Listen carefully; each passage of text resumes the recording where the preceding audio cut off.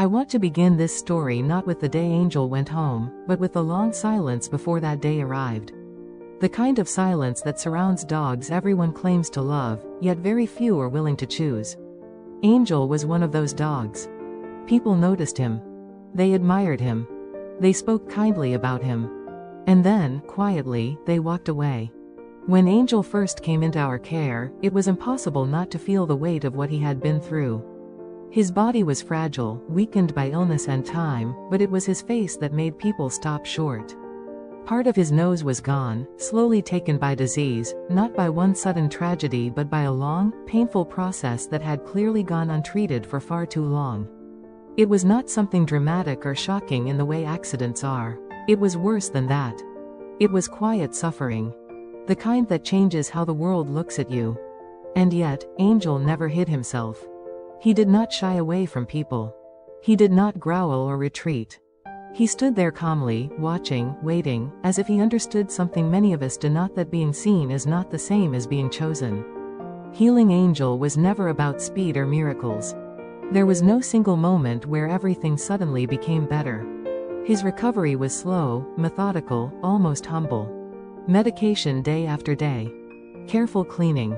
Watching closely for signs of infection. Adjusting treatment when something was not working. Some days we saw improvement, small but encouraging. Other days felt heavy, uncertain, as if we were asking too much of a body that had already endured so much. Through it all, Angel remained remarkably gentle. He accepted every step with a quiet patience that felt undeserved, as if he had already forgiven the world for what it had failed to give him. Slowly, almost imperceptibly, the medication began to take effect. His appetite improved. His energy returned in cautious increments. His eyes, once dulled by discomfort, began to soften. Somewhere along the way, he stopped looking like a dog simply trying to survive and started looking like one who believed there might still be something ahead of him.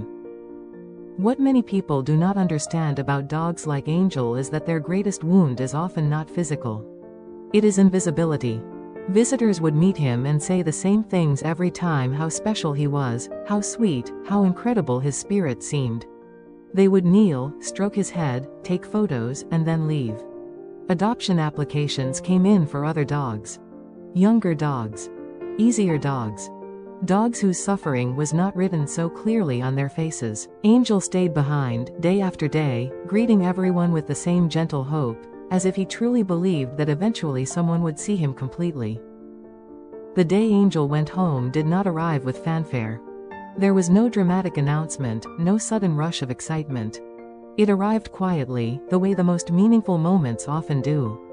I remember driving near Valencia, about half an hour away, when it finally settled in. Angel was not waiting anymore. He had been chosen. Not as a project. Not as a temporary responsibility. But as family. Watching Angel arrive at his new home is something I will carry with me for the rest of my life. He stepped inside slowly, pausing as if to take in every detail. His movements were careful, respectful, almost reverent. He looked around, not with fear, but with curiosity. There was no panic, no confusion. Just a calm awareness that something important was happening. That night, Angel slept indoors, truly indoors, in a place that was his and no one else's. No barking echoes, no harsh lights, no uncertainty. Just quiet, steady safety.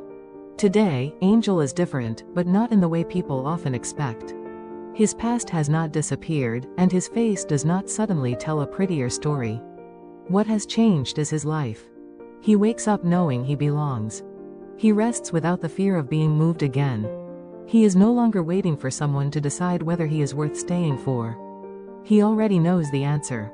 It is Easter now, and in Spain, Easter has a strange way of blending reflection with celebration.